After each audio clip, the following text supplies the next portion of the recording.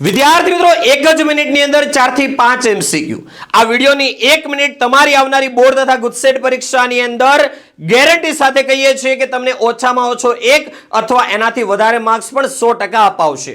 તો વિદ્યાર્થી મિત્રો આપણો સવાલ એ છે લ્યુકાસ કસોટી એમસીક્યુ નંબર 1 લ્યુકાસ કસોટી કોના માટે વપરાય? તો વિદ્યાર્થી મિત્રો આન્સર આવશે આલ્કોહોલની પરખ માટે, એટલે કે તૃતીયક છે, દ્વિતીયક છે, પ્રાથમિક આલ્કોહોલ છે એની પરખ માટે લ્યુકાસ કસોટી વપરાય। એમસીક્યુ નંબર 2 લ્યુકાસ પ્રક્રિયક કોને કહેવાય? તો સાંદ્ર HCl પ્લસ નિર્જળ ZnCl2 એને કહેવાય લ્યુકાસ પ્રક્રિયક। એમસીક્યુ નંબર 3 અવલોકન શું જોવા મળશે? તો વિદ્યાર્થી મિત્રો તૃતીયક આલ્કોહોલ જે છે તરત જ તેલ બિંદુ સ્વરૂપે જોવા મળશે, એટલે કે તૃતીયક આલ્કોહોલ જે છે એ સૌથી ઝડપી પ્રક્રિયા આપે, સૌથી ઝડપી પ્રક્રિયા આપે।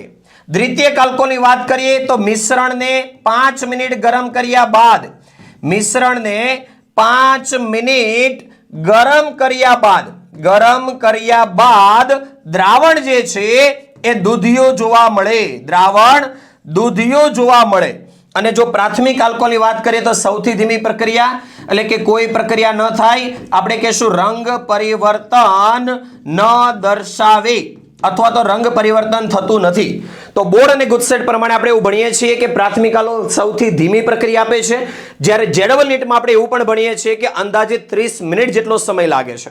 તો અહીંયાથી વિદ્યાર્થી મિત્રો આગળનો એમસીક્યુ એ પણ પૂછાય કે લ્યુકાસ કસોટીમાં આલ્કોહોલની સરળતાનો ક્રમ, તો તૃતીયક સૌથી ઝડપી, એનાથી ઓછો દ્વિતીયક આલ્કોહોલ અને સૌથી ધીમે પ્રાથમિક આલ્કોહોલ।